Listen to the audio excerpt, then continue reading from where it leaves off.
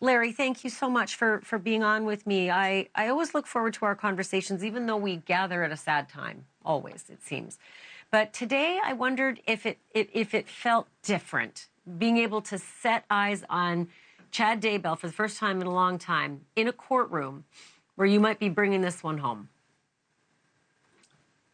Thank you, Ashleigh, for allowing us to be back home. It did feel different. In a true sense, the stress is not as great as it was with Lori. You know, Kay and I love Lori, and she broke that trust with the murder of the children. And I had a lot of resentment. I had a lot of hate. But with Chad, I think I'm better prepared, and I'm able to focus deeply, and I feel like I see more and I hear more. And I just feel like it's a little different. But when I look at Chad, the one thing I see is the children, because I can't unsee those photographs.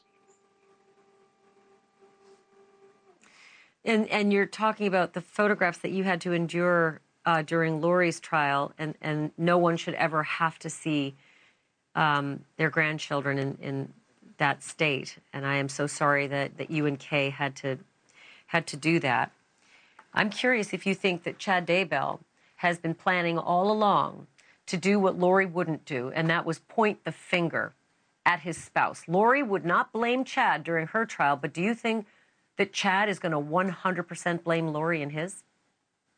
I think the defense really has no choice.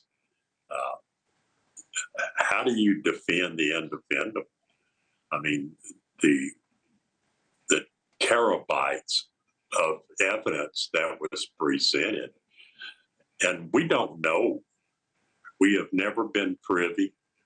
We have no idea what evidence, additional evidence, and additional photographs maybe, or additional, we just don't know. So I can't imagine that everything was presented at Lori's trial. In fact, I'd be willing to bet that it was not. Well, Larry, this is a death penalty trial, and that is very different than Lori's. I know that you and Kay were disappointed when they took death off the table in Lori's trial, but that will not be the case in this trial. Let's speak again as we progress through the evidentiary phase. And as always, I'm sending my love to you and Kay, and my hope for a great peace for you and your family. Thank you, Ashleigh, and we'll be happy to speak with you anytime. You've been so gracious to us, and your network is amazing. So anytime y'all want to interview, we're here. I wish Kay could interview, but obviously she's under subpoena, and that's not going to happen. And Kay's health is amazing. She's doing better. This is not as tough on her as Lori's trial, because as I said, you know, we loved Lori, and we gave her the most precious gift we could give anybody. So, but with Chad, this is 100% business. Understand. Thank you for watching. Go to newsnationnow.com to find NewsNation on your television provider. And don't forget to click the red subscribe button below to get more of NewsNation's fact-driven, unbiased coverage.